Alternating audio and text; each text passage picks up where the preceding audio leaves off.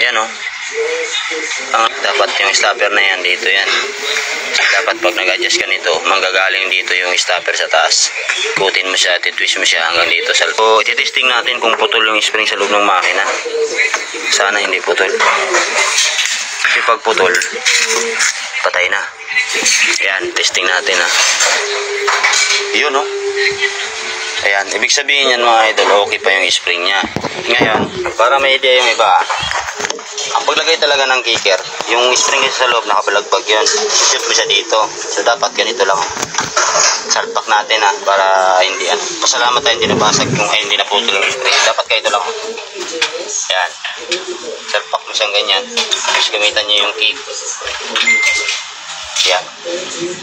O, kunting-kunti na nga lang yung play ng spring nya kasi ang layo na ng stopper. Diba? Ayan, ganyan lang. Salpak mo siya. Ayan.